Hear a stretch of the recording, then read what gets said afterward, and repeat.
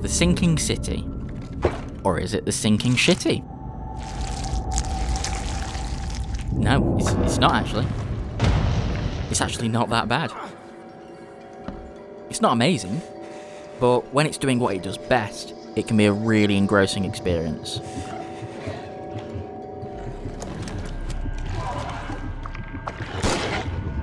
Does that mean it's worth your time? Let's dive in and find out.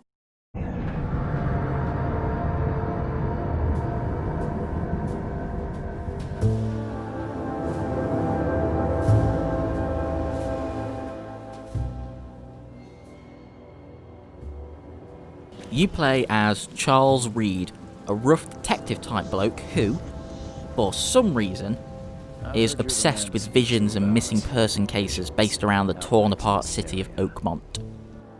Or the Sinking City, since that's a better title for a video game. I have questions. A few hours into the game, I unlocked an achievement called The Pleasure of Finding Things Out, which sums up this entire game. The Sinking City is at its absolute best when you're sleuthing out a crime scene and searching for clues. Ugh, what a stench.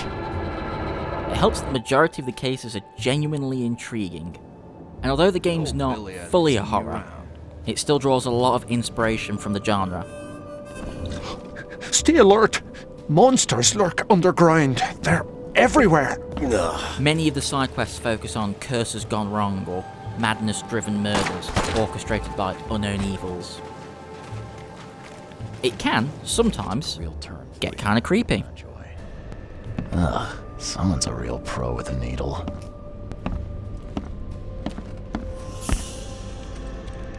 Christ almighty. Is that a dog's skin? Ah, it's still wet. Investigating a crime scene always consists of a search phase where you'll walk around and around in an area looking for clues. And once you've found those important clues, Charles uses his vision sight to play out the crime in order and figure out what happened. They really do look like us. No It's need not to complicated, attend those boring lectures but it works now. very The well. illusions can do that for us. Kinda like a better version of LA Noire. Shut your f***ing mouth! Being a detective in Oakmont isn't easy, partially because sleuthing is naturally hard.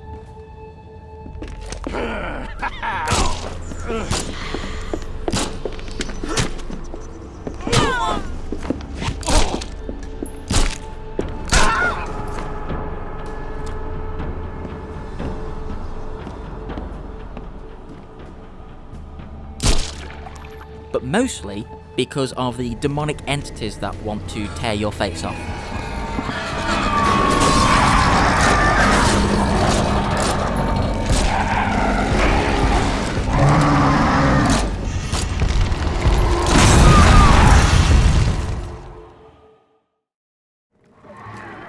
Combat in the Sinking City is as basic as it gets. You're provided a handful of weapons to deal with a handful of monster types. Pistol and revolver do smaller amounts of damage, but crafting ammo for them is easier. A critical hit with a shotgun can blast away enemies in a single shot. But the ammo takes a lot more gunpowder to make. And the rifle and submachine gun are late game weapons, so they'll easily mow down enemies. But the rifle is slow and takes a while to reload, while the submachine gun uses an insane amount of ammo, and therefore an insane amount of resources. Outside of the guns, you have a leg trap, a spade to hit things with, and a brick, which I never used. The fighting is fine. I can't say anything else about it. It's lucky then that the game is more focused on making you feel like a private eye. Like I said before, the game truly shines when letting you explore and figure out how a crime was committed. If there's a game out there that does a better job of making you feel like a detective, I've not heard of it. I will blow your f***ing head off! The next point I'm going to make can either be seen as good or bad depending on what you're hoping to get out of this game. At no point does the game provide you with a waypoint. You have a map, but anytime you want to visit a location, you'll have to use your notes and find it on the map yourself, which is just another addition to feeling like an actual detective. To some, I could see it being annoying, and I wouldn't condemn anyone who just decided to Google it. I even did that myself on a few occasions. He's mad! He's completely mad!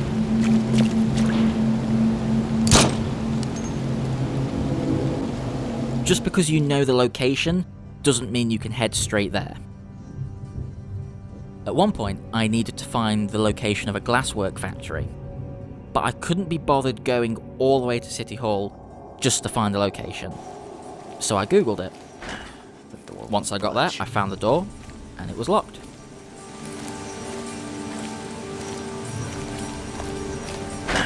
The door won't budge. I had to run all the way back to the archives just to find a building I already knew the location of.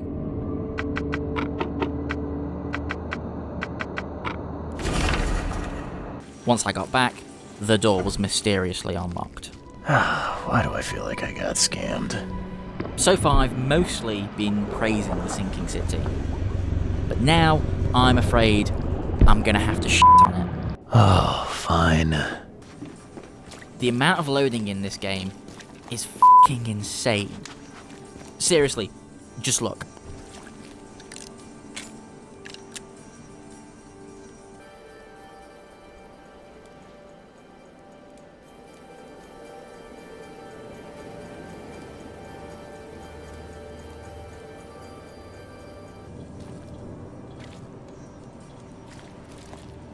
Considering that, it's so unreasonable that the game stutters as much as it does. I can look past basic animations and wonky combat, but periodically waiting for the game to load every 20 minutes is unbearable, especially during a section you've really got yourself immersed in. That's not the end of the problems either. Don't sass me, young man. While I do find the crime scene investigations very intriguing, that only lasts for so long. There is a metric fuck ton of snooping around similar buildings looking for similar clues to similar crimes. What is happening to me? The beast crawled from the sunken basement at night and infected the family. After a short incubation period, they turned into monsters too. It really only becomes a problem in the late game, when you start to notice the gameplay loop hasn't changed or evolved in any way. The repetition also ties into my problems with the game's climax as well. There isn't one. Okay, technically there is, but at no point does the story feel like it's escalating into its third act. I won't spoil the ending, not that there's anything to spoil, but I will say that swapping out any kind of end boss for a series of fetch quests involving characters that haven't even been in the game up to this point makes the finale fall really flat. The lackluster ending is made all the more heartbreaking because the build-up was so masterfully done. Fortunately, a story is about the journey, not the destination. And thankfully, the very unsubtle but undoubtedly poignant themes of racism and prejudice give a long-term emotional hook that our main character sorely misses out on. That's enough out of you, jackass!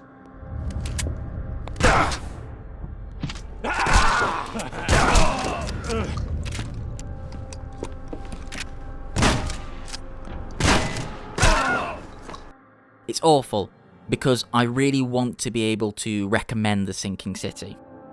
But does it want to make that difficult for me? It's atmospheric, engaging, and rather unique for what is essentially a third-person action adventure. But it's held back by the bugs and visual glitches, along with repetitive gameplay that goes far beyond outstaying its welcome and downright moves in. If Cthulhu is your thing, there's not many video game options out there for you, and you've probably already given the Sinking City a go. If you've got no love for the lore, then the gameplay alone has to entice you. Deciding if I like the game is driving me more mad than any of the monsters. I think if the combat was fluid, and the enemy variety expanded along with the types of investigations and scenarios, then we'd be dealing with a great game that would easily deserve more attention.